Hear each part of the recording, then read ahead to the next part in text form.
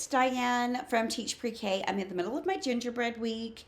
I wanted to share my crafts as well as my classroom posters and pocket chart vocabulary. I have a little pocket chart vocabulary holder that's like a tent, so it has like I think 6 or 7 spots on one side and on the other. So mine are designed for something like that. I think they would work in any pocket chart, but they're great when you're story sequencing, just wanting to go over your vocabulary. They're a great thing just to have displayed in your classroom so the kids see pictures that they're familiar with. The new ones I've created are with photographs. I have an entire set in my lesson plan as well that are just really some cute gingerbread man graphics. But I have also included a little footage of my own class working on 3 of the crafts. It's Wednesday of my gingerbread week, so we have done 3 of the crafts. So you'll see them. I promise if I take footage of my class again, I'll make sure that I hold my phone the correct way because I'm just filming this on my phone. I'm not sure if I got it quite right with this one, but be patient with me because I'm just learning. Anyway, I hope you enjoy it. I hope you get some really good ideas because I love it and the kids are having so much fun. Okay, this is the craft that I start the week out with, and we have a bulletin board. If you saw my last video, you'll have seen my bulletin board. But here is a template for a gingerbread man. Run them off on just brown paper. Then, I know it seems like a lot of work, but it doesn't take that long. I cut them out. Each child will get a gingerbread man, and I will set out trays of sparkly things, sparkly stickers, eyeballs, all that stuff, buttons, pom-poms. Then we do liquid glue swirlies and we give them a glitter shower. And here's the end result. And you guys, they are the cutest. I'm gonna try to film what my kids do so you can see how adorable they are.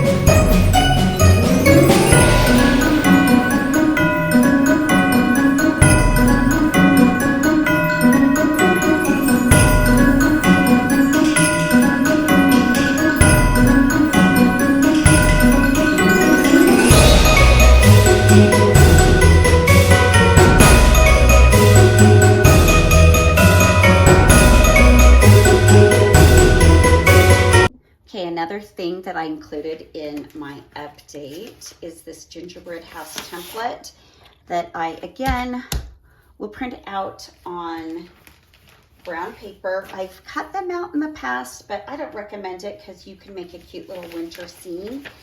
Then I give each child a printed off template, some markers.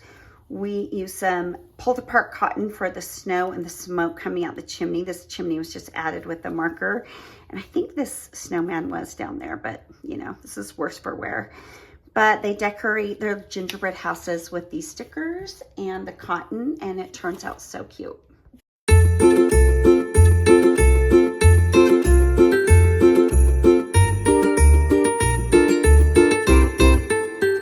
Okay, also included in my lesson plan is this little book, One Yummy Gingerbread Man, with complete instructions on how to make it. Eat one arm, eat the other arm, eat one leg, eat the other leg, eat the head, crunch, crunch, crunch. The kids love making this. Oh, and it says on the back. The kids love making this. We've got this great gingerbread die cut, but I do have a little template if you need to cut out your own.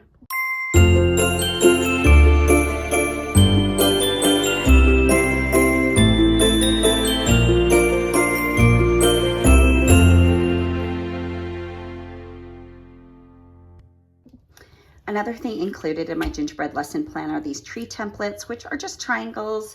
I cut out my own triangles out of green construction paper. Super easy. Set out trays of fun things for the kids to decorate them with, and we create a gingerbread forest to mix up in the middle of all of our little gingerbread men that we made on our bulletin board. Okay, another little craft that I do are this gingerbread friends. These are my templates. I've got one that just has this cute font, one that has a tracing font if they want to practice. What I have done is I have copied the template onto some red paper. I've done green, I've done brown, I've done manila.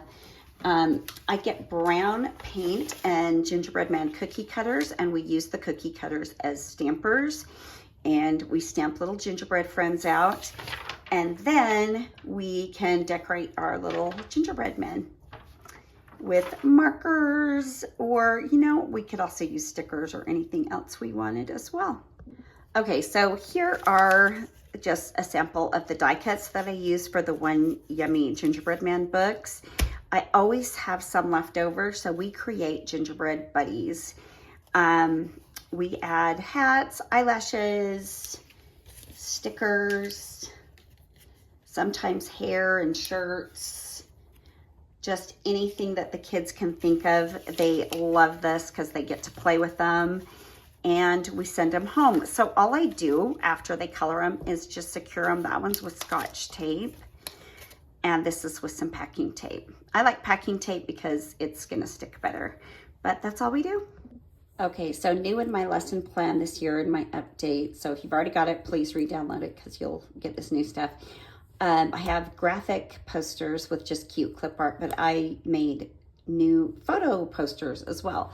So to go along with the story, I have the gingerbread dough, the gingerbread boy, the girl, the old woman, the old man, the pig, the cow, the horse, the fox, and I just love that he's at a river.